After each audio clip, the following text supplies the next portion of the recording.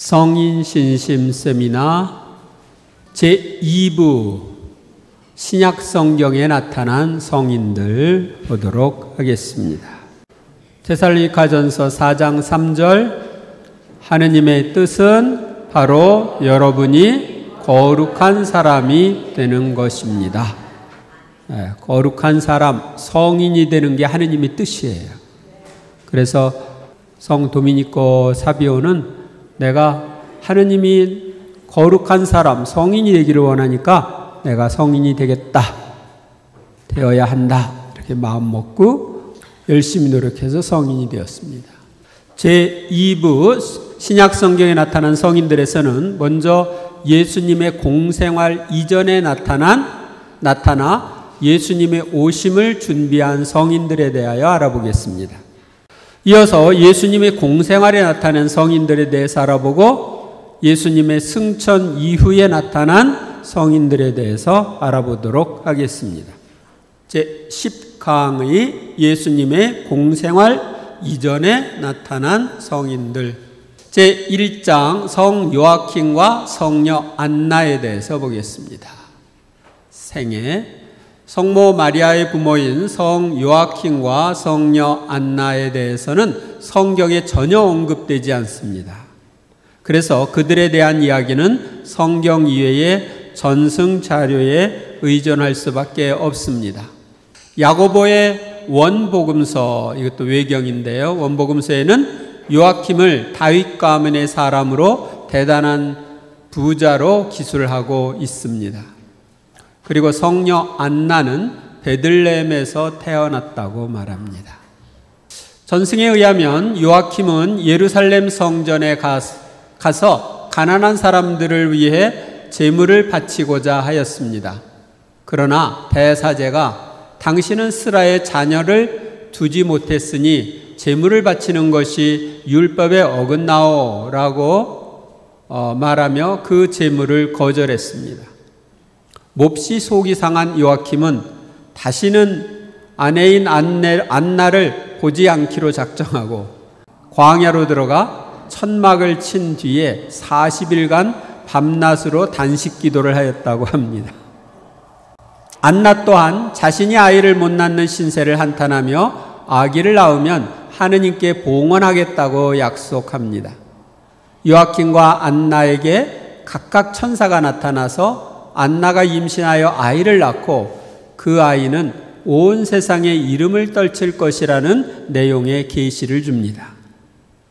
그 뒤 요아킴은 다시 안나에게 돌아가고 안나는 성모 마리아를 낳습니다.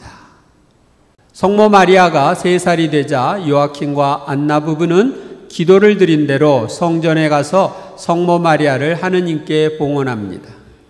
성녀 안나에 대한 공경은 6세기부터 동방교회에서 시작되고 10세기에는 서방교회에 두루 퍼졌습니다.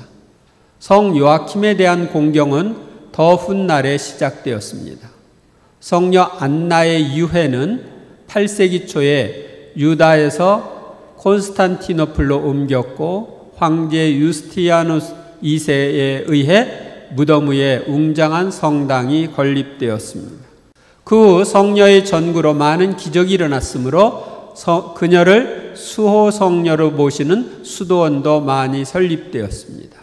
교회 미술 작품에서 성녀 안나는 주로 영원하고 신적인 사랑을 상징하는 초록색 망토와 빨간색 드레스를 입은 모습으로 표현되며 책을 들고 있는 모습으로 묘사되기도 합니다.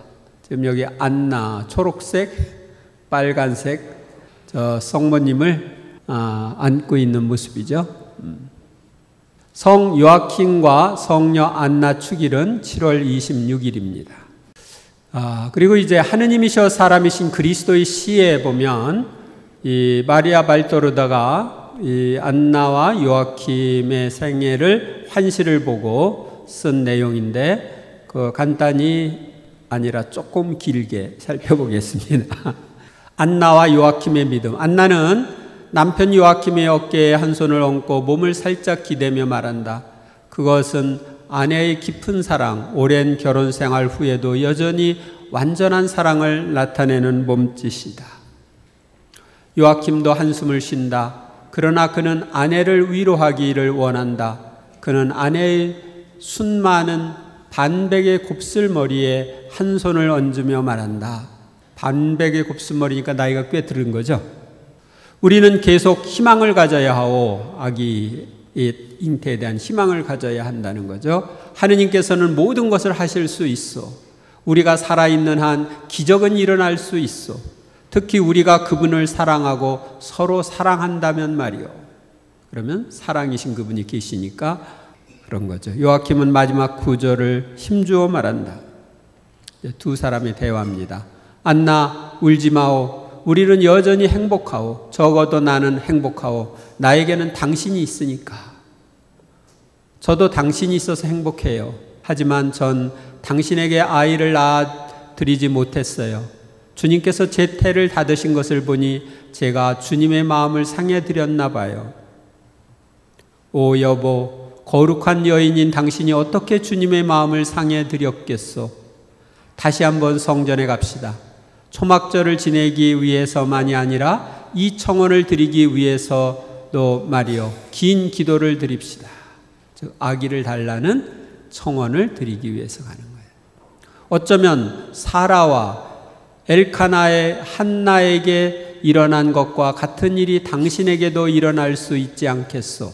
사라는 아이를 못 낳는 여자였지만 아브라함의 아내 사라 알죠? 늙은 나이에 아기를 가졌죠? 90에 가졌어요. 그러니 또 엘카나의 아내 한나도 아이를 못 갖는 여자였는데 아이를 가져서 사무엘을 낳았죠. 그래서 이제 그런 걸 알고 있으니까 당신에게도 이런 일이 일어날 수 있다고 얘기합니다. 그 여자들도 오래 기다렸고 아이를 낳지 못하는 것이 자신들이 하느님께 버림받은 징표로 생각했었어. 그런데 오히려 하느님의 하늘들에서는 그 여자들을 위해 거룩한 아들이 준비되고 있었어. 여보 웃어요. 나는 자녀를 가지지 못한 것보다 당신의 슬픔이 더 가슴 아프오. 그래요. 주님께 서원합시다. 우리 아이는 주님께 바쳐질 것입니다. 주님께서 아이를 주시기만 하면 오 엄마 하고 부르는 소리를 들어보았으면. 이제 성전에서 기도하는 안나와 요아킴. 안나는 자신의 품 안에 잠들려는 알페오를 얻으면서 남편에게 말한다. 간밤에 꿈을 꾸었는데 내년에는 제가 하나가 아닌 2개의 축제를 지내기 위해 성도에 올 거라는 꿈이었어요. 한 축제는 제 아이를 성전에 바치는 축제일 거래요.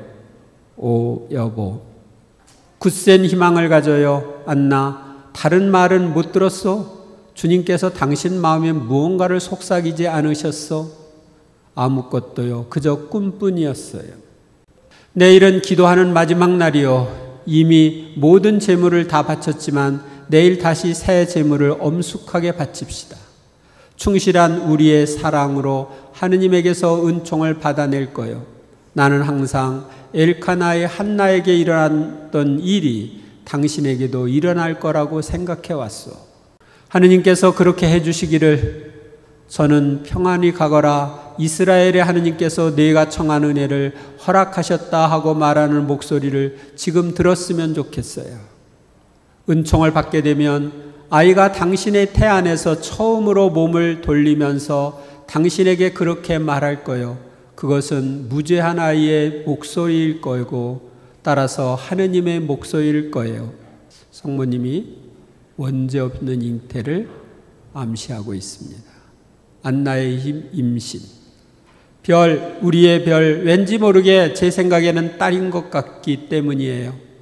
이렇게도 부드러운 애무는 지극히 다정한 딸에게서만 올 수 있을 거라고 저는 생각해요.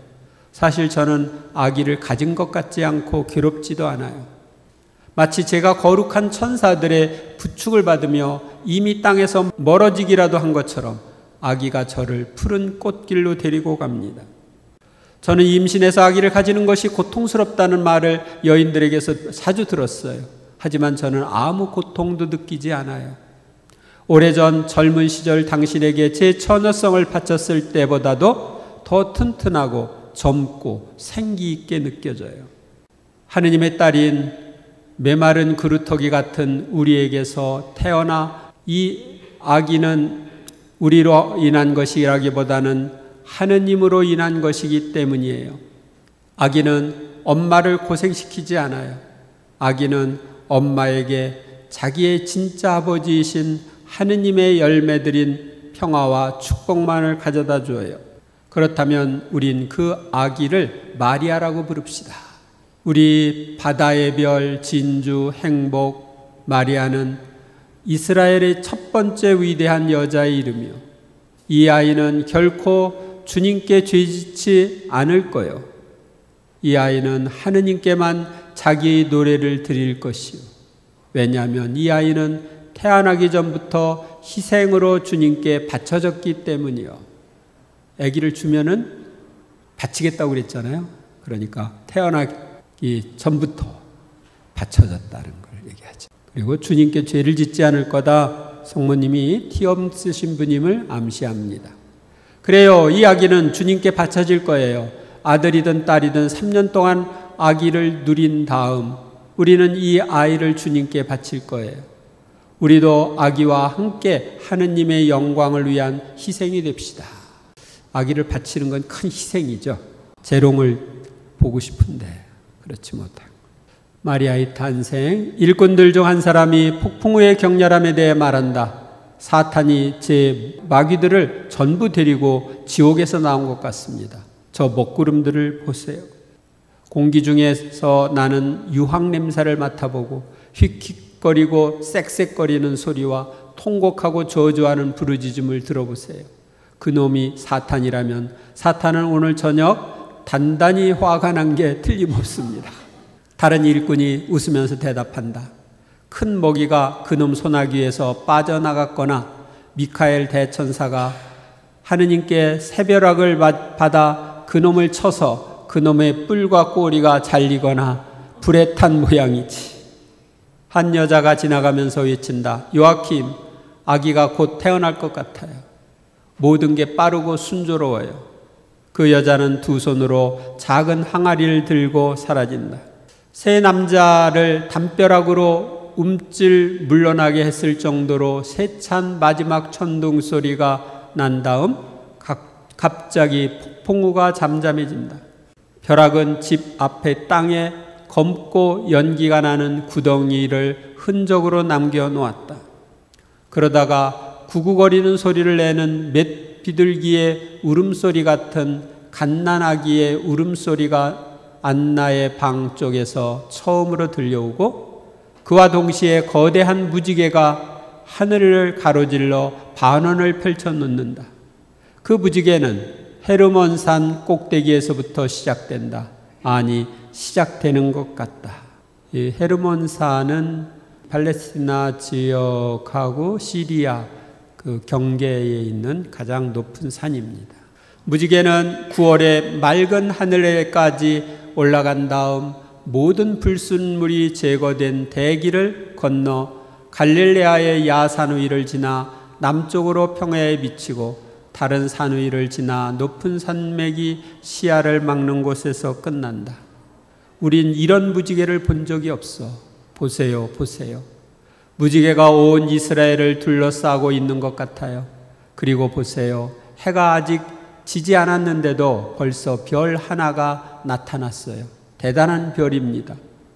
거대한 금광석처럼 빛나고 있어요. 저기 떠 있는 달은 꽉 찬 보름달입니다.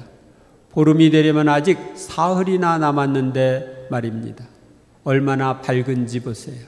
여자들이 하얀 아마포에 쌓인 포동포동한 갓난아기를 안고 기뻐한다. 요아킨과 안나의 죽음.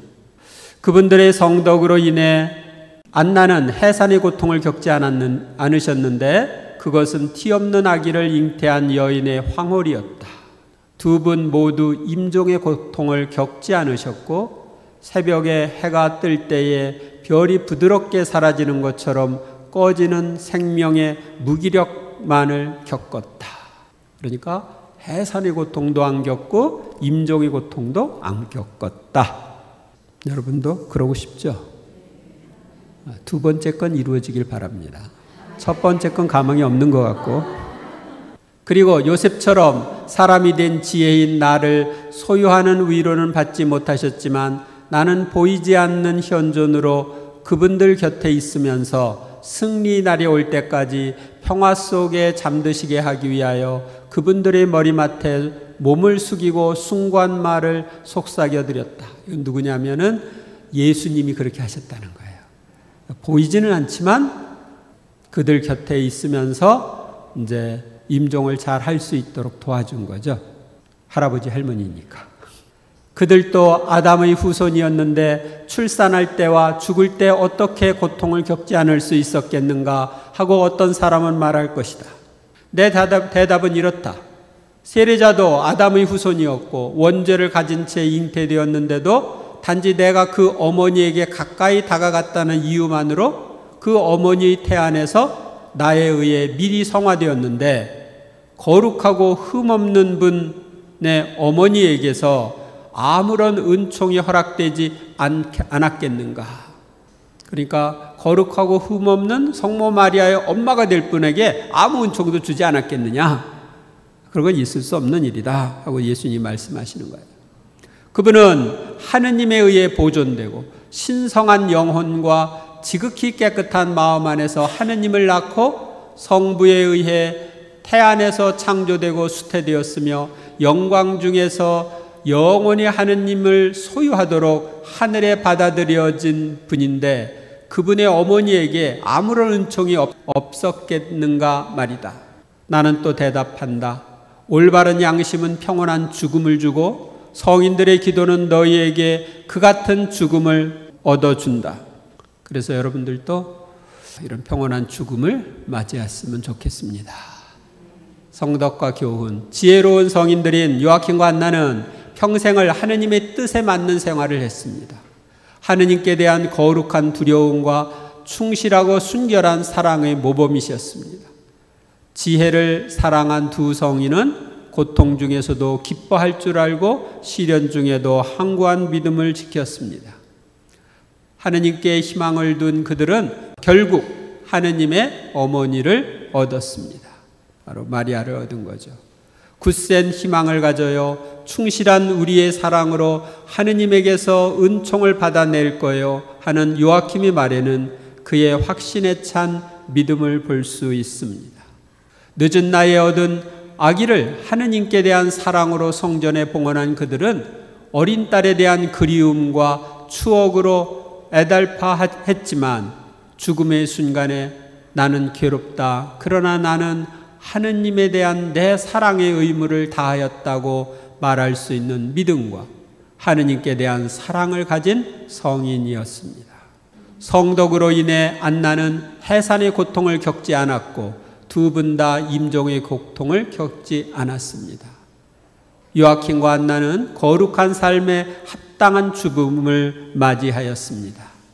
그들은 하느님께 사랑받는 여인의 첫 번째 보호자가 되는 자격이 있었으며 그들의 후손인 구세주 예수님을 보는 위로는 받지 못했지만 죽음의 순간에 보이지 않는 현존으로 예수님의 위로를 받으셨습니다. 성 요아킴과 성녀 안나는 결혼 생활의 모범입니다. 안나에 대한 다마스쿠스의 성 요한 사제의 말씀을 보면 성 안나는 어진 아내였으며 교양 있고 현명한 부인이었습니다. 그리고 부지런하게 집안일을 하는 노동을 통해 행복을 찾을 줄 알았던 성녀 안나의 생애는 일반인들에게 모범을 보여줍니다. 아론의 안나는 우리 조상이 말하는 용맹한 여자였습니다. 다윗의 후손인 요아킴은 매력과 재물보다는 성덕을 더 추구하였고 안나는 큰 성덕을 가지고 있었습니다. 부부의 순결, 그분들은 부부의 이 순결을 가지고 계셨다. 반드시 동정이어야만 순결한 것은 아니다. 순결한 부부의 침실은 천사들이 지켜주며 부모의 성덕을 자신들의 삶의 규칙으로 삼는 착한 자녀들이 그런 부모로부터 태어나는 것이다. 우리도 성 요아킨과 성녀 안나 같은 사람이 될 수 있는 은총을 청합시다. 제2장 성 즈카르야 생애. 즈카리야는 세례자 요한의 아버지로 유다 왕국의 헤로데 임금 시대에 활동한 사제였습니다. 이스라엘의 24 사제단 가운데 아비야 조인 8번째 조에 속했으며 이스라엘 사제 계층의 선조인 아론의 후손인 엘리사벳과 결혼을 했습니다. 엘리사벳은 성모 마리아와 사촌간입니다. 즈카리야와 엘리사벳은 성모 마리아의 부모인 요아킨과 안나와 젊은 시절부터 가까이 지냈으며 요아킨과 안나가 어린 마리아를 성전에 봉헌할 때도 함께 했습니다. 또 마리아가 성전에서 생활하는 동안 돌보아 주었습니다. 왜냐하면 요아킨과 안나는 나자렛에 살았고 즈카리야와 엘리사벳은 예루살렘에서 가까운 아인카린이라는 곳에서 살았으니까, 또 즈카리야는 사제였으니까 성전을 자주 방문했죠. 그래서 즈카리야는 요아킨과 안나 대신에 마리아를 성전에서 생활할 때 돌보아 주었습니다. 마리아의 약혼자를 결정할 때도 마리아와 요셉이 약혼식을 마치고 나자렛으로 돌아갈 때도 즈카리야와 엘리사벳은 동행했으며 엘리사벳은 얼마간 나자렛에 남아 도움을 주었습니다. 즈카리야와 엘리사벳 두 사람은 하느님을 섬기도록 봉헌된 사제의 가문 품위에 맞게 하느님 앞에서 의로운 사람일 뿐만 아니라 흠없이 살아가는 사람들이었습니다. 다만 엘리사벳은 아이를 못 낳는 여자였고 두 사람 모두 나이가 많았습니다. 당시 사회에서 아이를 못 낳는 것이 치욕이었음을 감안할 때 두 사람이 그동안 아이를 갖기를 얼마나 간절히 원했는지 짐작할 수 있습니다. 이 당시에는 아이를 못 낳는 게 치욕이라고 생각했는데 요새는 무자식 상팔자다 그러면서 아이를 안 가지려고 하니까 그 문제가 됩니다. 즈카리야는 주님께서 기억하신다는 뜻입니다. 주님께서 기억하신다. 그의 축일은 11월 5일이며 천사 노인의 모습 또 향으로 상징됩니다. 세례자 요한의 탄생 예고, 당시 성전에서 이루어진 희생 제사는 사제들끼리 제비를 뽑아 그 수행자를 결정하곤 했습니다. 어느 날 즈카리야가 자기 조의 차례가 돼 사제 직무를 수행하게 됐고 주님의 성소에 들어가 분향하는 직무를 맡게 되었습니다. 제비 뽑기에서 뽑힌 거예요. 즈카리야가 주님의 성소에 들어가 숯불을 가져다 향로 위에 불을 지핀 후 분향을 하고 있었는데 그의 앞에 갑자기 하느님의 사자인 가브리엘 천사가 나타났습니다. 가브리엘 천사가 말합니다. 두려워하지 마라. 즈카리야야, 너의 이 청원이 받아들여졌다. 내 아내 엘리사벳이 너에게 아들을 낳아줄 터이니 그 이름을 요한이라고 하여라. 아이를 달라고 한 청원이 이루어진 거죠. 천사의 발현에 즈카리야는 놀라 두려움에 떨었지만 엘리사벳이 아들을 낳으리라는 천사의 전갈은 그에게 분명히 큰 기쁨과 즐거움이었을 것입니다. 천사는 단지 엘리사벳이 아기를 낳아줄 것이라고만 전하는 것이 아니라 그 아기가 주님 앞에서 큰 인물이 될 것이기 때문에 많은 이들이 아기의 출생을 기뻐할 것이라며 태어날 아기에 대해 자세히 언급합니다. 아기는 어머니 태중에서부터 성령으로 가득 찰 것이며 많은 사람을 주님께 돌아오게 할 것이고 엘리야의 영과 힘을 지니고 그분보다 먼저 와서 백성이 주님을 맞이할 준비를 갖추게 하리라는 것을 말합니다. 천사의 음성을 듣고 천사를 봤던 즈카리야의 불신. 그런데 그토록 간절히 원했던 아기를 보게 될 뿐만 아니라 그 아기가 큰 인물이 되리라는 자세한 설명에도 즈카리야는 뜻밖의 반응을 보입니다. 제가 그것을 어떻게 알 수 있겠습니까? 저는 늙은이이고 제 아내도 나이가 많습니다. 불가능하다고 생각하는 거죠. 스가랴는 나이가 많다는 이유를 들어 천사의 설명에 의심을 제기하면서 자신이 확인할 수 있는 또 다른 표징을 요구하고 있는 것입니다. 스가랴의 불신에 섞인 반응의 천사는 아들을 낳을 때까지 스가랴가 벙어리가 될 것이라는 표징을 남기고 떠납니다. 표징을 달라고 했으니까 벙어리가 된 거예요. 벙어리가 되는 게 표징이었어요. 스가랴는 벙어리가 돼서 성소 밖으로 나왔고 나머지 성전 봉직 기간을 채우고 집으로 돌아갑니다. 그러니까 이 당시에는 성전에서 사제가 계속 머물러 있는 게 아니라 24개조로 나누어서 여기 와서 근무하고 집에 가고 또 그 다음 조가 와서 근무하고 집에 가고 그런 식으로 했던 거예요. 그 뒤에 엘리사벳은 임신해서 5달 동안 숨어 지내며 이렇게 말합니다. 내가 사람들 사이에 겪어야 했던 치욕을 없애주시려고 주님께서 굽어보시어 나에게 이 일을 해주셨구나. 스가랴의 노래. 벙어리가 된 스가랴는 아들이 태어난 후 가브리엘 천사가 알려준 대로 이름을 요한이라고 지었습니다. 바로 그때에 스가랴는 즉시 입이 열리고 혀가 풀려 말을 하기 시작하면서 하느님을 찬미하였습니다. 이후 아기의 아버지 스가랴가 성령으로 가득 차서 예언한 말은 베네딕투스, 스가랴의 노래라고 불리는 아름다운 노래가 되어 지금도 아침 기도 때 성무일도를 하는 이들은 바치고 있습니다. 성경 말씀 스가랴의 노래를 좀 설명을 해드리도록 하겠습니다. 아기의 아버지 스가랴는 성령으로 가득 차 이렇게 예언하였다. 주 이스라엘의 하느님께서는 찬미받으소서. 그분께서는 당신 백성을 찾아와 속량하시고 당신 종 다윗 집안에서 우리를 위하여 힘센 구원자를 일으키셨습니다. 여기에서 보면 당신 백성을 찾아와 속량하실 메시아 일을 이야기하고 있어요.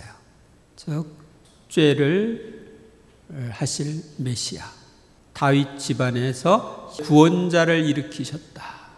어떻게 알았을까? 엘리사벳은 어머니 태중에 있는 아기 예수님을 알아차렸죠. 근데 스가랴는 못 알아차렸어. 근데 성령으로 가득 찾아 알아차린 거예요. 네? 성령으로 가득 찾아 알아차렸어요. 여러분들이 그 엘리사벳도 마리아의 방문을 받았을 때 성령으로 가득 차가지고 외쳤죠. 주님의 어머니라고. 근데 여기도 이제 성령으로 지금까지는 저 태중에 있는 아기를 어머니 태중에 마리아의 태중에 있는 아기를 못 알아차렸는데 성령을 가득히 받자 이제 알아차린 거예요. 그래서 다윗 집안에서 이제 힘센 구원자를 일으키셨다. 당신의 거룩한 예언자들의 입을 통하여 예로부터 말씀하신 대로 우리 원수들에게서 우리를 미워하는 모든 자의 손에서 우리를 구원하시려는 것입니다. 우리의 원수는 사탄의 세력들이죠. 그분께서는 우리 조상들에게 자비를 베푸시고 당신의 거룩한 계약을 기억하셨습니다. 메시아를 보내주겠다는 그 계약을 기억하신 거예요. 이 계약은 우리 조상 아브라함에게 하신 맹세로 원수들 손에서 구원된 우리가 두려움 없이 한평생 당신 앞에서 거룩하고 의롭게 당신을 섬기도록 해주시려는 것입니다.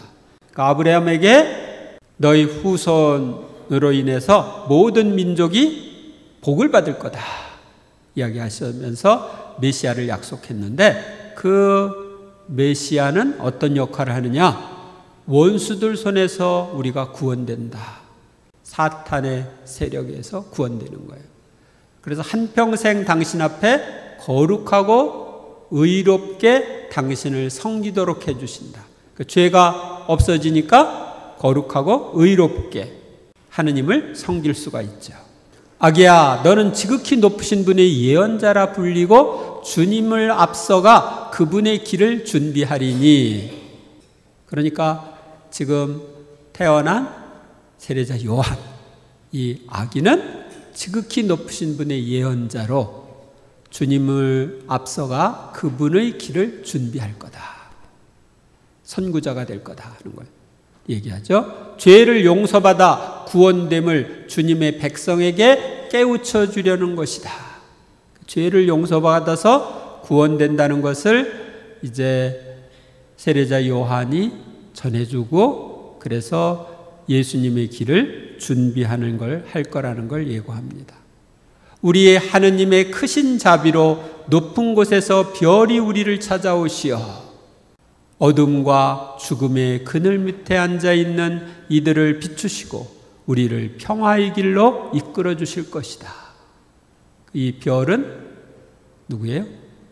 예수님을 가리키죠. 높은 곳에서 별이 우리를 찾아오시고 어둠과 죽음의 그늘 밑에 있는 이들, 우리 인간들을 비추시고 우리 발을 평화의 길로 이끌어 주신다. 우리가 죄를 용서받아야 참 마음의 평화를 누릴 수 있죠. 그래서 스가랴의 노래는 성령을 받아서 한 노래이고, 성령께서 마리아의 태중에 있는 메시아를 알려주시고, 또 이제 지금 태어난 세례자 요한이 어떤 역할을 할 것인지를 알려준 그런 내용입니다. 하느님의 사람이신 그리스도의 시에 보면은 또 이런 내용들이 나옵니다. 스가랴는 엘리사벳이 성모 마리아의 방문 때 초자연적인 빛을 받아 성령으로 말미암아 잉태한 비밀을 알아본 것과 달리 하느님의 능력을 의심한 불신의 장막이 거치지 않아 성령으로 말미암은 잉태를 알아보지 못했습니다. 요한의 이름을 글 쓰는 판에 쓰자마자 혀가 풀린 스가랴는 다음과 같이 말합니다. 하느님께서 아기 아버지인 나와 아기 어머니와 당신의 새로운 종인 이 아이에게 큰 은총을 베풀어 주셨기 때문입니다.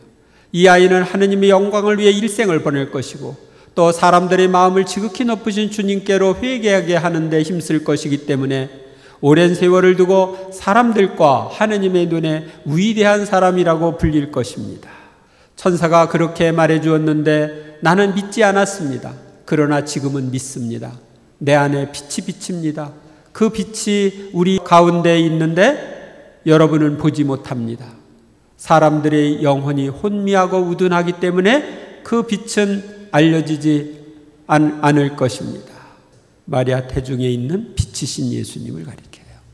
그러나 내 아들은 그 빛을 보고 그 빛에 대하여 말할 것이고 그 이스라엘의 의인들의 마음을 그 빛 쪽으로 돌릴 것입니다. 그 빛을 믿고 주님의 말씀을 믿는 사람들은 행복합니다.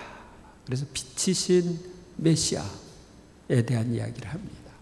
이스라엘의 하느님이신 영원하신 주님, 당신은 능하신 구세주를 그의 종 다윗 가문에 버리심으로써 당신 백성을 찾아주시고 구속하셨으니 찬미 받으십시오. 우리 조상들에게 당신의 자비를 베푸시고 당신의 거룩한 언약을 잊지 않으신다는 것을 보이시기 위하여 우리 원수들과 우리를 미워하는 자들의 손아귀에서 구해 주시겠다고 옛날부터 거룩한 예언자들의 입을 통하여 언약하신 것과 같이 말입니다. 주님께서 우리 조상 아브라함에게 하신 맹세는 원수들의 손에서 해방되어 당신이 현존하시는 곳에서 일생을 두고 성덕과 정의 안에서 두려움 없이 당신을 섬기도록 허락하시겠다는 것이었습니다. 스가랴의 노래랑 비슷하죠? 거기 있던 사람들은 모두가 아주 깜짝 놀랐다. 이름 때문에도 그렇고, 이 아이 이름을 스가랴라고 하려고 하니까 요한이라고 하라고 쓴 거. 그 이름 때문에도 그렇고, 기적과 스가랴의 말 때문에도 그렇다.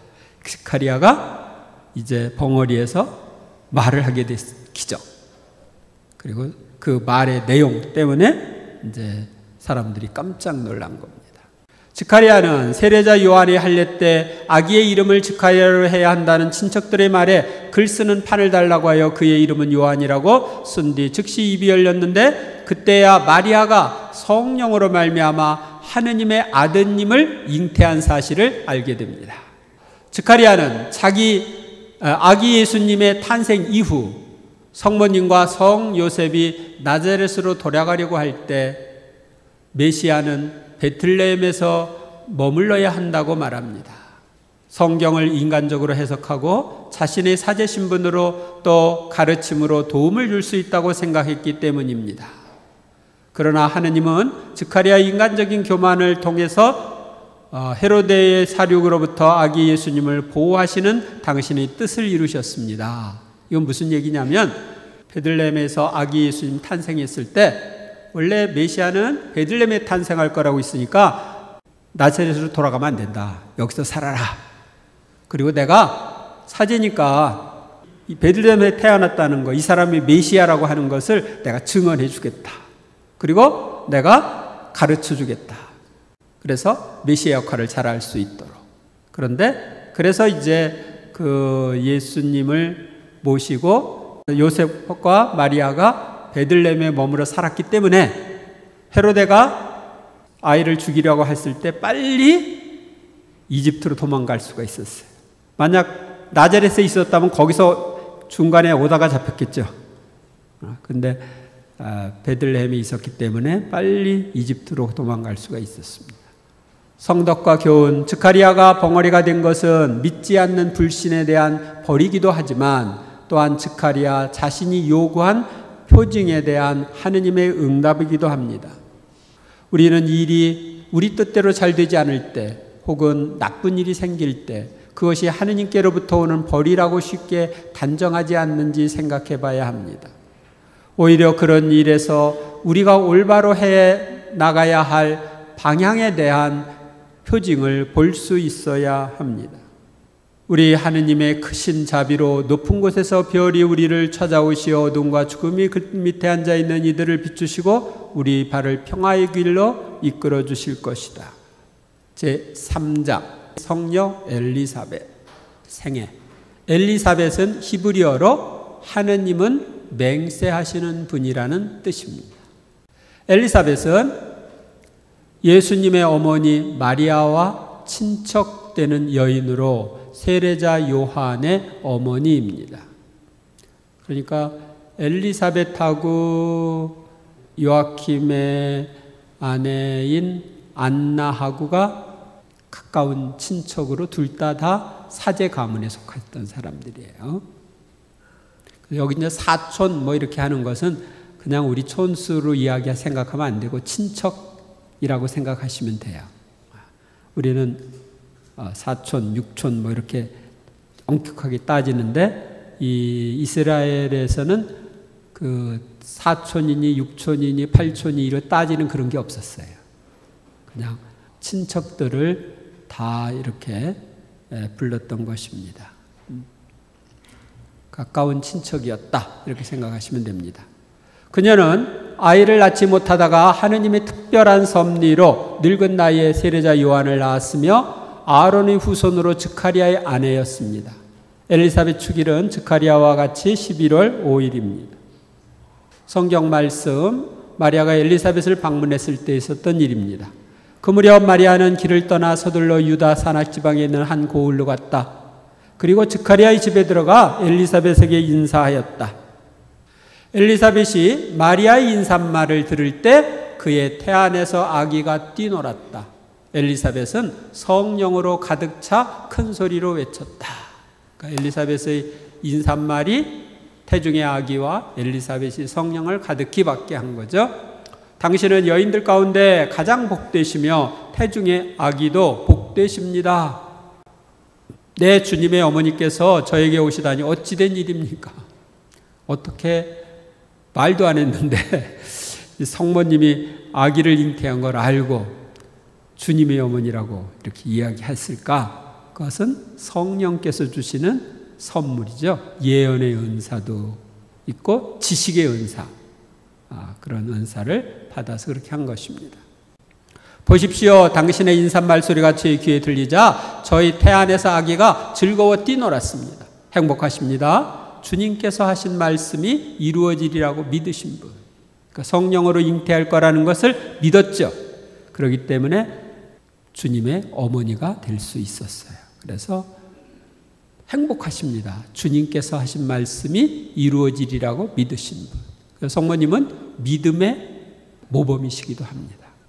하느님의 사람이신 그리스도의 시에 이렇게 나옵니다. 엘리사벳은 성모님의 방문을 받았을 때 성령의 빛을 받아 하느님의 아들을 잉태한 사실을 알았으며 믿음으로 주님의 어머니가 되신 마리아를 칭송했습니다. 그리고 태중의 아들 요한이 죄사함을 받고 구세주의 선구자가 될 것을 알았습니다. 엘리사벳은 성모님과 잉태한 아들들에 대한 이야기를 나누며 구세주에 대한 예언 때문에 괴로워하는 마리아를 위로했습니다. 그러니까 마리아가 잉태한 그 아기가 이사야 예언서에 나오는 대로 반대받는 표적이 되고 온갖 고통을 당할 것을 마리아는 알았어요. 그렇기 때문에 엘리사벳이 위로를 해주는 거예요. 또한 엘리사벳은 하느님께 대한 불신으로 벙어리가 된 남편 스가랴를 바라보는 괴로움과 주위 사람들이 수군거림을 듣는 고통을 겪었지만 하느님께 대한 믿음을 잃지 않았고 하느님의 자비를 구하는 겸손한 사람이었습니다. 성덕과 교훈. 엘리사벳은 두려움 없는 믿음을 가지고 확신하며 순종하는 여인이었습니다. 우리도 일상을 자주 돌아보면서 주님께서 구해보시어 나에게 이 일을 해주셨구나 하고 주님의 뜻을 헤아리는 열린 마음을 주시도록 기도하고 노력한다면 우리의 삶은 분명히 바뀔 것입니다. 엘리사벳은 성모님께서 성령으로 말미암아 구세주를 잉태한 것을 알아볼 수 있었고 성모님께서 천상 비밀을 털어놓고 기쁨을 나눌 수 있는 은총의 사람이었습니다. 또한 엘리사벳은 깊은 성덕으로 마리아의 비밀에도 침묵할 줄 아는 겸손과 순종의 사람이었습니다. 자기가 태중에 있는 예수님이 메시아라고 하는 걸 알았지만 침묵을 지켰어요. 또 성모님이 주님의 어머니라는 걸 알았지만 침묵을 지켰어요. 엘리사벳이 성령을 가득히 받아 성모님이 어떤 분이신지 알아보고 칭송한 것처럼 우리도 성모송을 할 때마다 성모님께 칭송을 드릴 수 있습니다. 여인 중에 가장 복되다고 칭송할 수 있죠. 엘리사벳이 성모님과 예수님으로 인하여 복된 사람이 된 것처럼 우리도 복된 사람이 될 수 있는 은총을 청합시다. 주님을 알아뵙는 행복입니다. 제4장 성 시메온 생애. 성 시메온은 예루살렘에 거주하면서 이스라엘의 구원을 기다리며 평생을 성경 말씀대로 살아온 의롭고 독실한 사람입니다.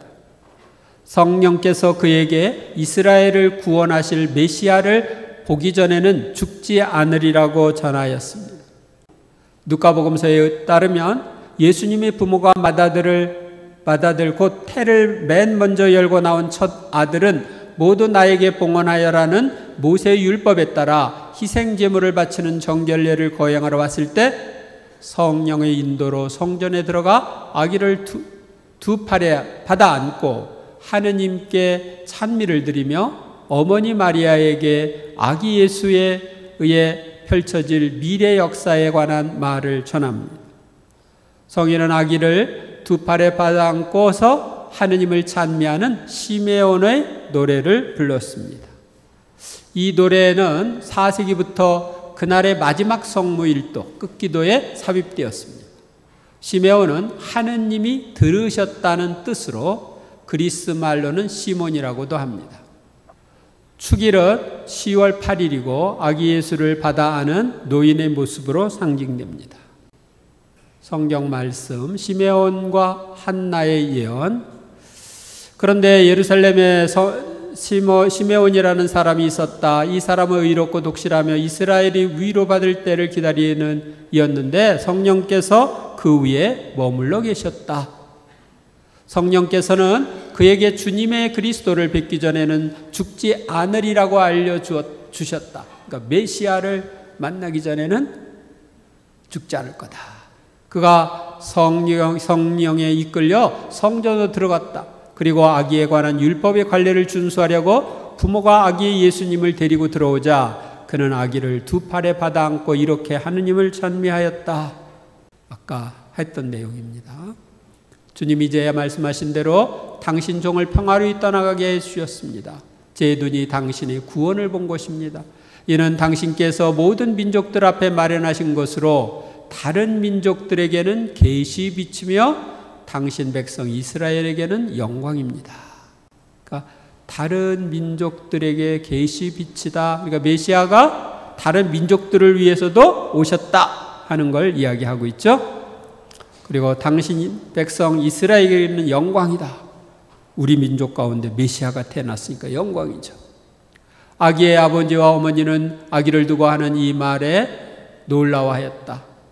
시메온은 그들을 축복하시고 나서 아기 어머니 마리아에게 말하였다. 보십시오, 이 아기는 이스라엘에서 많은 사람들을 쓰러지게도 하고 일어나게도 하며 또 반대를 받는 표징이 되도록 정해졌습니다.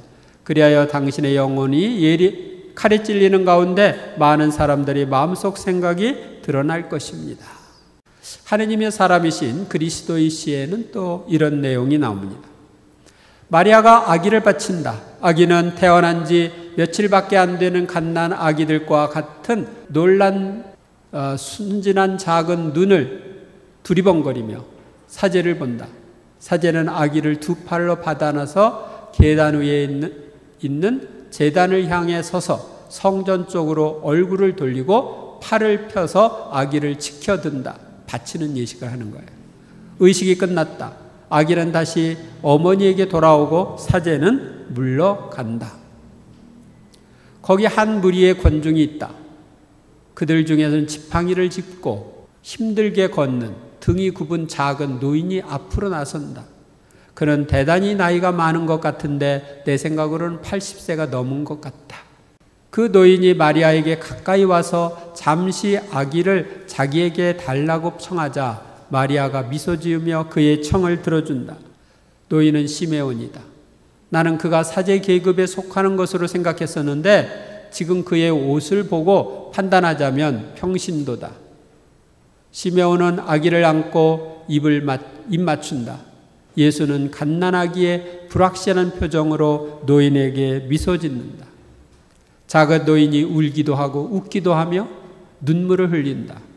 그 눈물이 주름 사이로 흘러내려 얼굴에 구슬로 장식한 것 같은 무늬를 만들며 예수가 손을 내밀어 붙잡으려고 하는 길고 흰 수염에 떨어지자 예수가 신기한 듯 노인을 살펴본다. 아기는 예수다. 그러나 갓난아기일 따름이다. 그래서 아기는 자기 앞에서 움직이는 것에 주의가 끌려 그것을 붙잡아서 무엇인지 더 잘 보려고 한다. 마리아와 요셉이 빙그레 웃는다. 아기가 잘생겼다고 칭찬하는 사람들도 미소 짓는다. 나는 거룩한 노인의 말을 듣고 요셉이 놀란 시선과 깊이 충격받은 마리아의 표정 그리고 거기 있는 소수의 사람들의 반응을 본다. 어떤 사람들은 노인의 말에 놀라 충격을 받고 어떤 사람들은 웃는다. 그러니까 그 시메온의 예언, 반대받는 표징이 될 거라는 그 내용을 이야기하는 것입니다. 웃는 사람들 중에는 수염난 사람들과 머리를 설레설레 흔드는 거만한 사내들인 후연들이 있다. 그들은 빈정대며 동정의 눈초리로 시메온을 쳐다본다. 그들은 그를 노망한 늙은이로 생각한 모양이다. 노망이 들려가지고 저런 말을 하는구나. 그렇게 생각한 거죠. 시메온이 고통을 언급하자 마리아의 미소가 창백한 표정으로 바뀐다. 마리아는 이미 그것을 알고 있기는 하지만 이 말이 그녀의 영혼을 꿰뚫는다. 마리아가 위로받기 위해 요셉에게 가까이 다가가고 아기를 정열적으로 꼭 껴안는다. 정덕과 교훈. 창세기에서는 하느님께서 죄악으로 가득 찬 세상을 물로 심판하실 때 노아는 하느님께서 인정한 믿음을 지닌 사람이었기에 그에게 구원의 길을 열어주십니다. 노아는 당대에 의롭고 흠없는 사람이었다. 노아는 하느님과 함께 살아갔다고 성경은 말합니다. 이렇게 하느님께서는 어느 시대든 믿음이 있는 자를 선택하여 역할을 맡기십니다. 노쇠한 성 시메온이지만 그는 오직 하느님만 바라보며 사람들에게 빛의 증거자로 환희에 찬 모습으로 자신의 역할을 다했습니다. 일생 소망한 대로 구세주를 만나게 되고 예수님의 구원 사업을 예언하는 복된 사람입니다. 의롭고 독실하며 이스라엘의 위로받을 때를 기다리는 이였는데 성령께서 그 위에 머물러 계셨다고 성경은 말합니다. 성 시메온은 충실하고 믿음 깊은 하느님의 사람이었습니다. 죽기 전에 구세주를 보게 되리라는 주님의 약속을 의심하지 않고 일생을 기다렸으며 성령께서 그 위에 머물러 계셨기 때문에 성전에 봉헌되는 아기 예수님을 알아보는 은혜를 누렸습니다. 우리도 성 시메온처럼 성령님과 함께하는 삶, 성령님의 인도하심에 순종하는 생활, 예수님을 만나 뵙는 생활을 할 수 있는 은총을 청해야 하겠습니다. 여러분들 이제 여기서 제가 한 가지 얘기해 줄 게 있는데, 그게 뭐냐면 시메온이 사제였느냐 평신도였느냐 하는 문제입니다. 하느님 뜻의 나라 동정 마리아 책에 보면은 사제로 되어 있습니다. 그리고 여기에 보면은 평신도 모습이라고 했죠. 근데 두 가지가 다 맞을 수가 있습니다. 왜 그러냐면 사제는 사제직을 가지고 있더라도 나이가 들면 그걸 그만둬야 됩니다. 아시겠어요? 그 나이가 들면은 그만둬야 되고, 그만두었으면은 사제복을 입고 여기 올 수가 없는 거죠. 그러니까 평신도의 복을 입고 올 수도 있다. 그래서 겉에 보았을 때 평신도라고 이 마리아 발도르다가 평신도의 모습을 했다고 쓸 수 있었던 것입니다. 제5장 성녀 한나.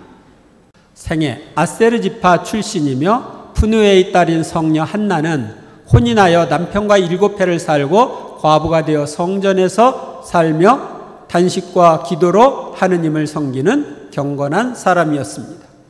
아기 예수님이 성전에 봉헌될 때 시메온과 함께 메시아이심을 알아보고 아기에 관해 예언을 했습니다. 이 한나는 어린 마리아가 성전에 봉헌되었을 때 동정녀들의 선생으로 어린 마리아를 친탈처럼 사랑하고 가르친 사람입니다. 하느님의 사람이신 그리스도의 시에 보면 마리아가 성전에 봉헌될 때 푸누엘의 한나가 다음과 같이 말합니다. 예쁜 아기입니다. 이 아기는 내 친딸이라도 되듯이 사랑스럽습니다. 아기 어머니, 저에게 그것이 허락된다면 친딸처럼 사랑하겠다고 약속합니다. 안나에게 그렇게 얘기했죠. 스가랴가 말한다. 그렇게 될 것입니다. 한나는 성전에서 마리아를 가르치고 돌보면서 마리아의 기도를 들었고 그리스도에 대한 마리아의 사랑을 알았습니다. 그래서 하느님의 사람이신 그리스도의 시에 보면 마리아에게 이렇게 말합니다. 내가 그리스도의 어머니가 되어야 할 것이다. 내가 그토록 그리스도를 사랑하니 말이다. 그 때문에 내가 동정녀로 남아있기를 원하는 것이지. 동정녀에게서 잉태될 것이라고 했기 때문이죠. 그리스도는 메시아라고 하는 뜻이에요. 한나는 은혜라는 뜻입니다. 은혜. 그리스 말로는 안나라고도 하고 축일은 9월 1일입니다. 성경 말씀 시메온과 한나의 예언. 한나라는 예언자도 있었는데 푸누엘의 딸로서 아세르 지파 출신이었다. 나이가 매우 많은 이 여자는 혼인하여 남편과 7해를 살고서는 84살이 되도록 과부로 지냈다. 그러니까 84세까지 과부로 지낸 거예요. 그리고 성전을 떠나는 일 없이 단식하고 기도하며 밤낮으로 하느님을 섬겼다. 성전을 안 떠나려면은 성전에 있는 동정녀들을 돌봐야지 안 떠나죠. 그래서 그 돌보는 역할을 한 것이에요. 그런데 이 한나도 같은 때에 나와 하느님께 감사드리며 예루살렘의 속량을 기다리는 모든 이에게 그 아기에 대하여 이야기하였다. 메시아에 대해 얘기를 한 거예요. 하느님의 사람이신 그리스도의 시에 보면은 이렇게 되어 있습니다. 마리아는 목마른 사람처럼 한나의 말을 수용한다. 한나는 여자인 만큼 마리아의 고통을 동정하고, 그러니까 이 아까 시메온이 했던 예언, 그걸로 인해서 고통을 갖고 있죠. 이제 그 고통을 동정하고 영원하신 분이 초자연적인 힘을 주셔서 그 고통의 시간을 완화해 주실 것이라고 약속한다. 이 예수님 때문에 당하는 그 고통의 시간을 완화해 줄 거다. 아기 엄마, 당신 백성에게 구세주를 보내주신 분이 당신의 울음을 가라앉히시기 위해서 틀림없이 당신에게 그분의 천사를 보내주실 것입니다. 이스라엘의 위대한 여자에게 주님의 도우심이 없었던 적이 결코 없었는데 당신은 유딧과 야엘보다 훨씬 크신 분입니다. 유딧은 이스라엘을 쳐들어온 장군의 목을 자른 사람이죠. 야엘은 또 그 판관 시대에 이스라엘을 억압하던 가나안족 거기 대장의 목을 잘랐다고 그래야 되나? 이 관전을에다가 망치로 박았으니까 그렇게 해서 죽인 사람이죠. 둘 다 장군을 죽인 사람입니다. 우리 하느님은 고통의 폭풍우를 견딜 수 있도록 지극히 순수한 금 같은 마음을 당신에게 주실 것입니다. 그로 인하여 당신은 세상에서 가장 위대한 여자, 즉 그 어머니가 되실 것입니다. 그리고 아가 내 사명의 때에 나를 기억해다오. 그러니까 아기에게도 자신을 기억해달라고 청합니다. 청덕과 교훈. 한나는 84살이 되도록 성전에서 단식하고 기도하며 하느님을 섬기는 여인이었습니다. 즉 하느님을 열일히 섬기는 여인, 누구보다도 하느님과 가까이 지내는 여인이었습니다. 우리도 자주 성전에 와서 성체 예수님께 기도하고 필요한 경우에는 단식 기도도 하며 하느님을 열렬히 섬기는 사람, 하느님과 가까이 지내는 사람이 되도록 힘쓰면 좋겠습니다. 제6장 성 요셉 생애. 예수 그리스도의 아버지인 요셉 성인은 하느님의 영원한 계획이 이루어질 수 있도록 충실한 도구로 선택돼 성가정을 돌보았습니다. 성경에 그에 대한 언급이나 내용은 별로 없지만 신앙적으로 보면 요셉은 참으로 많은 일을 남모르게 실천했습니다. 다윗 왕가의 후손인 요셉은 나자렛에서 목수일을 했고 의인으로 존경받았습니다. 약혼자 마리아가 임신하자 파혼하려 했지만 성령에 의한 잉태라는 사실을 알게 되면서 마리아를 아내로 받아들였습니다. 요셉은 부모로서 아기 예수님이 할례를 받도록 하고 아들을 예루살렘 성전에 봉헌했습니다. 또 헤로데의 박해를 피해 이집트로 피난 생활을 해야 했습니다.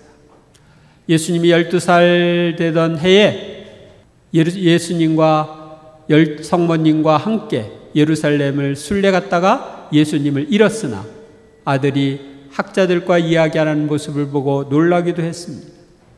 요셉은 하느님을 돕다, 곧 돕는 사람이라는 뜻으로 예수님 시대에 매우 흔한 이름이었습니다. 돕는 사람. 요셉의 인생은 성실하게 돕는 이의 삶이었습니다. 요셉은 먼저 온갖 어려움 속에서도 가정을 보호했고 정결한 남편으로서 동정을 원하는 마리아를 아내로 맞아들여 끝까지 지켜줬습니다. 자기 희생과 봉헌 없이는 불가능한 일이었습니다. 요셉은 또 예수님의 양부로서 또 아버지의 역할을 성실하게 다했습니다.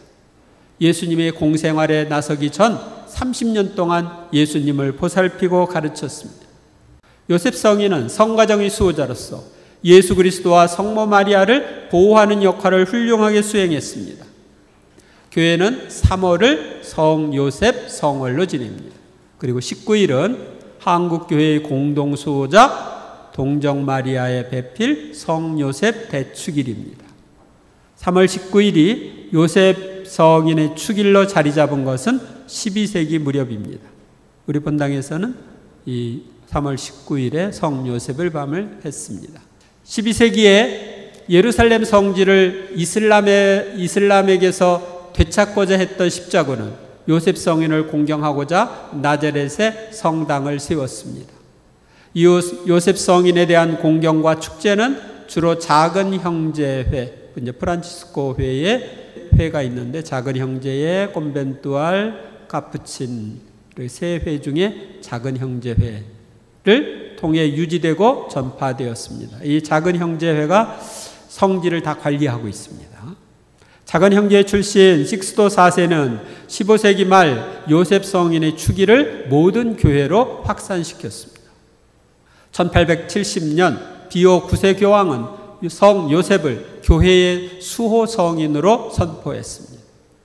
1889년 네오 13세 교황은 요셉을 가장의 모범으로 선포하면서 성인들 가운데 성모 마리아 다음 위치로 올렸습니다. 그러니까 성모 마리아 다음 자리 요셉이다. 교황은 성 요셉은 가족에 대한 보호와 배려의 산 표본이라면서 아내들에게는 사랑, 마음의 일치, 충실함의 모범이고 미혼자, 독신자, 수도자, 성직자에게는 정결의 이상이며 수호자라고 밝혔습니다. 이어 성 요셉은 마리아의 남편이요 예수님의 아버지이므로 가톨릭 교회의 가장권을 가지고 계신다고 했습니다. 그래서 이 요셉은 기혼자에게나 미혼자에게나 똑같이 모범이 되시는 분입니다. 비오 17세 교황은 성 요셉을 공산주의자와 싸우는 영적 투쟁의 보호자이며 사회 정의의 수호성인이라고 불렀습니다. 1955년 비오 12세 교황은 공산주의의 5월 축제에 맞서서 5월 1일을 노동자들의 수호자 성 요셉 축일로 정했습니다. 요한 23세 교황님은 성 요셉을 제2차 바티칸 공회의 보호자로 지정하고 1962년 감사기도 제1양식에 그의 이름을 넣었습니다. 그런데 이제 지금 새로운 프란치스코 교황님께서 이 제1양식뿐만 아니라 2양식, 3양식, 4양식에도 요셉 성인의 이름을 넣었어요. 성 요셉은 목수 임종하는 이들 노동자들의 수호 성인이기도 합니다. 성경 말씀. 야고보는 마리아의 남편 요셉을 낳았는데 마리아에게서 그리스도라 불리는 예수님께서 태어나셨다. 그리하여 이 모든 세대의 수는 아브라함에서부터 다윗까지가 14대이고 다윗에서 바빌론 유배까지가 14대이며 바빌론 유배에서 그리스도까지가 14대이다. 때가 차서 온 거예요. 예수 그리스도께서는 이렇게 탄생하셨다. 그분의 어머니 마리아가 요셉과 약혼을 하였는데 그들이 같이 살기 전에 마리아가 성령으로 말미암아 잉태한 사실이 드러났다. 마리아의 남편 요셉은 의로운 사람이었고 또 마리아의 일을 세상에 드러내고 싶지 않았으므로 남모르게 마리아와 파혼하기로 작정하였다. 요셉이 그렇게 하기로 생각을 굳혔을 때 꿈에 주님의 천사가 나타나 말하였다. 다윗의 자손 요셉아 두려워하지 말고 마리아를 아내로 맞아들여라. 그 몸에 잉태된 아기는 성령으로 말미암은 것이다. 마리아가 아들을 낳으리니 그 이름을 예수라고 하여라. 그분께서 당신 백성을 죄에서 구원하실 것이다. 주님께서 예언자를 통하여 하신 말씀이 이루어지려고 이 모든 일이 일어났다. 곧 보아라 동정녀가 잉태의 아들을 낳으리니 그 이름을 임마누엘이라고 하리라 하신 말씀이다. 임마누엘은 번역하면 하느님께서 우리와 함께 계시다는 뜻이다. 잠에서 깨어난 요셉은 주님의 천사가 명령한 대로 아내로 맞아들였다. 그러나 아내가 아들을 낳기까지 잠자리를 같이 하지 않았다. 그리고 아들의 이름을 예수라고 하였다. 어떤 사람들, 개신교 신자들은 아들을 낳기까지 잠자리를 같이 하지 않았다 이 말을 가지고 그럼 아들을 낳은 후에는 잠자리를 같이 했을 거 아니냐. 그러니까 성모님이 동정녀가 아니다. 이렇게 얘기를 합니다. 근데 여기 까지라고 번역된 에우스후라고 하는 그 그리스어는 언제까지 하지 않았다는 것만 나타내지 그 후에 그렇게 했을 것이다 를 나타내는 말이 아닙니다. 아셨어요? 그러니까 조심해야 합니다. 이집트로 피신하시다. 박사들이 돌아간 뒤 꿈에 주님의 천사가 요셉에게 나타나서 말하였다. 일어나 아기와 그 어머니를 데리고 이집트로 피신하여 내가 너에게 일러줄 때까지 거기에 있어라. 헤로데가 아기를 찾아 없애버리려고 한다. 여기 보면 아기와 그 어머니를 데리고 가라고 그랬죠. 그러니까 옆에서 보호자의 역할을 하는 거예요. 아기와 내 아내를 데리고 가라. 이렇게 하지 않았죠.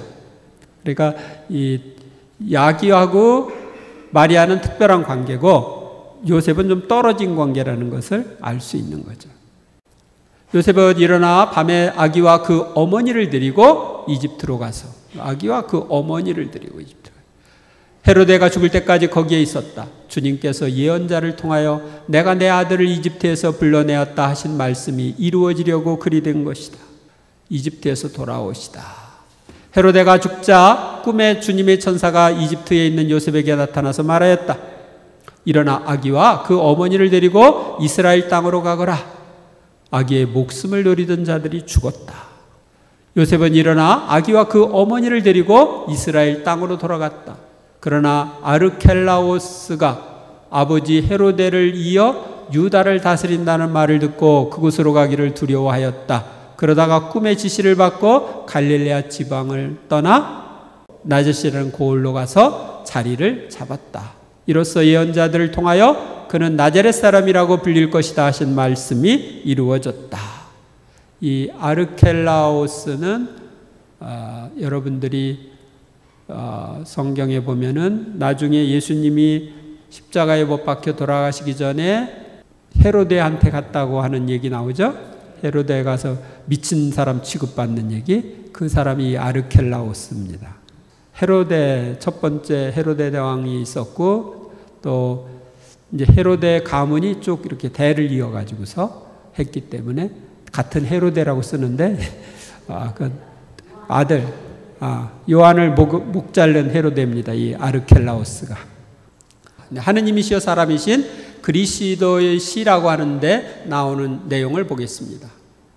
요셉에게 마리아의 아버지 성 요아킴은 스승이자 친구였고 마리아가 태어나기 전 요아킴과 안나의 슬픔을 위로해 주곤 했던 꼬마 알페오는 요셉의 조카였다. 마리아가 태어날 때 요셉이 몇 살이었을까요? 잘 모르겠다. 이때 소년 목수였습니다. 15살. 그러니까 15살 차이가 있는 거예요. 알페오의 아들을 알페오라는 얘기가 이제 성경에 나오는데 그 알페오를 여기서는 이제 요셉이 조카라고 표현하고 있습니다. 요셉은 마리아가 태어났을 때 일어났던 신비로운 일들을 보았고 갓난아기인 마리아의 탄생을 요아킴과 안나와 함께 기뻐하였습니다. 그래서 이 하느님의 사람이 그리스도의 시에 보면은 요셉이 마리아의 요람을 만들어줍니다. 그럼 여러분들이 15살에 뭐 그런 걸 만들 수 있나 이렇게 생각하죠? 만들 수 있어요. 저는 5, 6살 때 썰매를 만들어 탔거든요. 그러니까 손재주가 있으면 충분히 이때 만들 수 있습니다. 오랫동안 그러니까 목수로 있었다고 생각하시면 되겠습니다. 마리아의 친족들 가운데 남편을 정하기 위해 나뭇가지를 가져오라고 한 대사자의 명에 따라 요셉은 마리아의 집에 있는 편도나뭇가지를 꺾어 왔는데 그 나뭇가지에서 기적적으로 꽃이 피어 마리아의 남편으로 결정됩니다. 이제 성전에서 15살이 되면 나가야 되거든요. 그러니까 그때 결혼 정년기가 되기 때문에 지금은 15살이 결혼한 사람이 별로 없죠. 이 당시에는 이때 결혼을 했어요. 그러니까 15살 되면 다 컸다. 이렇게 옛날에 생각한 거죠. 요셉은 하느님께 바쳐진 나지르인이었고 결혼을 바라지 않았지만 대사자의 소집에 응했고 마리아가 기뻐할 것이라고 생각해서 나자렛에 있는 마리아의 집 편도나무 가지를 꺾어온 것입니다. 그러니까 이 나지르인이라는 건 하느님께 자기를 바친 사람들을 나지르인이라고 부릅니다. 요셉은 하느님을 위해서 자신을 바친 사람이었고 마리아의 봉헌을 이해했으며 구세주의 강생을 위해 자신의 희생을 바치기를 원한 순결하고 거룩하고 착한 그런 사람이었습니다. 요셉이 동정녀의 남편으로 지명되다. 요셉은 마리아의 깊은 마음속을 읽으려는 듯이 응시한 다음 꽃핀 나뭇가지를 들고 있는 작은 두 손을 잡고 말한다. 나도 내 희생을 당신의 희생에 합치겠소. 그리고 우리의 순결로 영원하신 분께 아주 많은 사랑을 보여드려서 하느님께서 세상의 구세주를 더 일찍 보내주시고 구세주의 빛이 세상을 비추는 것을 우리가 보기를 허락하시도록 합시다. 이게 무슨 얘기냐면 그 마리아는 엄마가 굉장히 되고 싶었는데 엄마가 되고 싶은 그 마음을 희생 제물로 바침으로써 메시아가 빨리 이 땅에 오도록 하겠다. 그래서 일생을 동정으로 살겠다. 그러니까 엄마가 되고 싶은 그 마음을 희생 제물로 바치겠다고 결심을 하고 그것을 이제 요셉에게 얘기했을 때 요셉이 나도 내 희생을 당신의 희생에 합치겠소 이렇게 말한 거예요. 그래서 성경에 보면은 내가 남자를 알지 못하는데 어떻게 그런 일이 있을 수 있겠습니까? 하고 얘기하죠. 그건 남자를 알지 못한다는 것은 육체적인 관계를 갖지 않는 것을 뜻하는 거죠. 그래서 그 둘이 이렇게 약속을 했기 때문에 그 말을 할 수 있었던 거예요. 마리아 오시오 주의 집 앞으로 가서 천사들이 서로 사랑하는 것처럼 우리도 서로 사랑하겠다고 맹세합시다. 그런 다음 나는 나사렛으로 내려가서 당신의 모든 것을 준비하겠소. 당신이 좋다면 당신 집에 아니라면 다른 곳에 준비하겠소. 근데 이 당시에는 요아킴이 죽었어요. 안나도 죽고. 그래서 집이 비어 있었거든요. 그래서 마리아가 원래 살던 집으로 간 거예요. 동정녀 마리아와 요셉의 결혼. 나는 요사이 당신의 서원에 대해 생각해 보았소. 나도 그것을 함께 한다고 당신에게 말했지요. 그렇지만 그 생각을 하면 할수록 정결의 유기서원은 여러 번 갱신하더라도 충분하지 못하다는 것을 점점 더 깨닫게 되오. 마리아, 나는 당신의 생각을 이해했소. 나는 아직 빛의 말씀을 들을 자격이 없지만 그래도 그것은 내게 하나의 속삭임이어서 이것이 나로 하여금 당신의 비밀을 대강은 읽게 하오. 마리아, 나는 가엾은 무식쟁이요. 나는 불쌍한 장인이요. 나는 글자를 모르고 특별한 보물도 가지고 있지 못하오. 그러나 나는 내 보물을 당신 발 아래 영원히 갖다 놓겠소. 나는 하느님의 동정녀이고 우리 조상이 말한 것과 같이 내 아내인 누이, 다친 정원, 봉인된 셈. 이건 두 개가 아가서에 나오는 내용이에요. 셈이 당신 곁에 있을 자격을 얻기 위해 내 절대적인 순결을 바치려는 거예요. 셈은 봉인됐으면은 아무나 접근할 수 없는 거죠. 그 샘물은 아무나 마실 수 없는 거예요. 아마 우리 조상은 당신을 보고 아가를 쓴 것 같소. 아까 그 세 가지가 아가에 나오는 내용이거든요. 나는 가장 값진 열매들이 있고 거기에서 맑게 흐르는 샘물이 기분 좋고 세차게 솟아나는 향기로운 그 정원의 정원사가 되겠소. 지극히 아름다운 이여, 순진함으로 내 영혼을 사로잡는 아내여, 당신은 새벽보다 더 아름답소. 당신은 찬란하게 빛나는 태양이요. 왜냐하면 빛나는 당신의 마음은 여인으로서의 희생으로 구세주를 주기를 원하는 세상과 하느님을 위한 사랑으로 충만해 있기 때문이요. 내 사랑하는 이여 오시오. 요셉의 고통. 요셉도 순환을 겪었다. 그 순환은 예루살렘에서 내 상태를 알아차렸을 때 시작되었고, 예수와 내 경우와 마찬가지로 그것은 여러 날 계속되었다. 그의 순환이 영적으로 덜 고통스러운 것이 아니었다.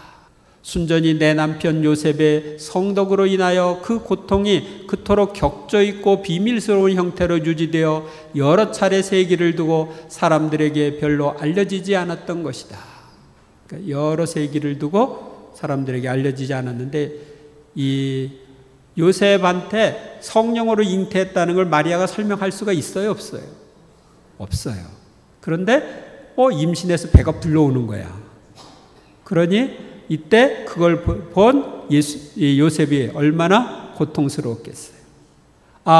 우리의 첫 번째 순환, 누가 그 순환을 내적이고 말없는 강도를 말할 수 있겠는가? 하늘이 아직 이 신비를 요셉에게 알려주지 않음으로써 내 청을 들어주시지 않았다는 걸 확인했을 때 내 고통은 누가 묘사할 수 있겠는가? 성모님은 하느님께서 해결해 주려고 설명해 달라고 했는데 아직 말씀을 요셉에게 안 해줬을 때 마리아의 고통이 컸어요. 요셉이 그 신비를 모르고 있다는 것을 나는 요셉이 평소처럼 경의만 가지고 대하는 것을 보고 알았다. 만약 하느님의 어머니라는 것, 그 안에 하느님이신 메시아가 있다는 걸 알았다면 태도가 달라졌겠죠. 그런데 평소에 그냥 하는 경의만 가지고 있었기 때문에 아직 안 알려주셨구나, 이걸 이제 알게 된 거죠. 요셉의 고통, 그의 생각, 그의 애정에 있어서의 혼란을 누가 정확하고 진실하게 말할 수 있겠는가? 커다란 돌풍에 휘말린 작은 배와 같이 서로 상반된 생각, 그중 하나가 다른 것보다 더 괴롭고 더 찌르는 것 같은 상념의 소용돌이 속에 갇혀 있었다. 그는 남보기에 아내에게 배반당한 남자였다. 그는 자기의 좋은 평판과 세상 사람들의 존경이 아내로 인하여 무너지는 것을 보고 있었고, 자기가 고향 사람들이 손가락질을 받고 동정의 대상이 될 것을 보고 있었다. 그는 나에 대하여 가지고 있었던 사랑과 존경이 명백한 사실 앞에서 죽어 쓰러지는 것을 보고 있었다. 여기서 요셉의 성덕은 내 성덕보다 훨씬 더 빛났다. 나는 그것을 아내로서의 내 사랑으로 증언한다. 그것은 지혜롭고 신중하고 참을성 있는 착한 이 사람, 내 요셉을 너희가 사랑하기를 내가 원하기 때문이다. 요셉을 사랑하기를 원하기 때문에 요셉에 대해서 성모님이 증거해 주시는 거예요. 요셉은 구속의 신비로부터 떨어져 있지 않고 긴밀하게 결합되어 있다. 왜냐하면 그것을 위해 그가 고통을 겪었는데 그 구속을 위하여 고통으로 자신을 소진하였고 자기의 성덕으로 자신을 희생한 대가로 너희 구세주를 건졌기 때문이다. 구세주의 탄생과 성장을 도운 요셉. 요셉은 나에게 빵과 안락함을 마련해 주기 위해 참으로 열심히 일했고 친어머니와 같은 애정을 나에게 쏟아 부었다. 나는 그에게서 어린이로부터 어른이 되는 밥벌이를 해야 하는 어른이 되는 것을 배웠다. 예수님의 말씀이에요. 그보다 친절한 선생을 모셨던 제자는 일찍이 없었다. 목수일을 다 배운 거예요. 마치 나와 함께 놀아주는 것처럼 일을 배우도록 나를 이끌어갔던 요셉 곁에서 지낸 즐거운 시간들을 나는 천국에 있는 지금도 잊을 수 없다. 추정상의 내 아버지와 작은 정원과 연기로 그을은 작업장을 떠올릴 때면 집을 낙원이 되게 하고 나를 몹시 기쁘게 하던 미소를 머금은 엄마가 나타나는 것을 보는 것 같다. 내가 연장을 다룰 수 있는 나이가 되자마자 요셉은 나를 놀기만 하도록 내버려 두지 않고 일을 시작하게 하였고, 내가 일하도록 격려하는 도구로 마리아에 대한 내 사랑을 활용하였다. 나는 엄마를 위하여 유용한 물건들을 만들게 되었다. 요셉은 이렇게 해서 아들이면 누구든지 엄마에게 가져야 할 존경을 가르쳤다. 미래의 목수를 양성하는 그의 가르침은 존경과 사랑의 동기에 기초한 것이었다. 성 요셉의 죽음. 성 요셉은 성모 마리아와 구세주 예수 그리스도가 지켜보는 가운데 복된 죽음을 맞이했다. 예수님은 숨을 거두는 양부 요셉의 손을 잡고 시편으로 기도하며 임종을 도왔고, 요셉이 고성소에서 잠시 머무르다가 영원한 천상 고향으로 데려가기 위해 당신이 갈 것이라고 약속하며 위로하였다. 그래서 나중에 고성소에 가서 요셉을 데리고 천국으로 가죠. 하느님의 아들이신 구세주를 보호할 임무를 받아 충실하게 사랑으로 평생을 산 요셉은 구세주의 보호와 도움을 받으며 마지막 숨을 거두었다. 성덕과 교훈. 요셉은 인간적인 교양으로서가 아니라 초자연적인 교육으로 티없는 동정녀인 마리아를 이해할 줄 알았고, 초인간적인 신비를 봄으로써 예언된 진리에 접하는 것을 보았다. 하느님 능력의 숨결이고 전능하신 지혜가 배어든 요셉은 영적인 접촉을 통해 마리아를 알아가고 하느님만 들을 수 있는 침묵으로 대화했으며 하느님의 사랑을 받았다. 요셉이 하느님을 충실히 섬기고 하느님으로 가득 차 있었기 때문이다. 하느님께서는 요셉을 통해 마리아의 비밀을 보호하고 사람들이나 마귀의 함정에서 지킬 수 있도록 순결한 요셉을 선택하셨다. 요셉은 하느님의 보호자고 하느님의 어머니이자 지극히 높으신 분의 정배의 보호자이지만 하느님의 신하들이, 동방박사들이 말에 오르는 것을 도와줄 정도로 참으로 겸손했다. 사람들의 압제로 다윗의 상속인들이 왕의 재산을 빼앗겼기 때문에 그는 보잘것없는 목수가 되었지만 여전히 왕의 후손이고 왕다운 태도를 보였다. 원래 다윗 가문의 후손이기 때문에 재산도 있고 힘도 있었는데 이 헤로데 왕이 전부 다 빼앗고 오지로 내어 모른 거죠. 그래서 목수가 된 거예요. 그는 참으로 위대하였기 때문에 겸손하였다는 말은 성 요셉을 두고도 말할 것이다. 영광이 성부와 성자와 성령께, 성부와 성자와 성령의 이름으로 아멘.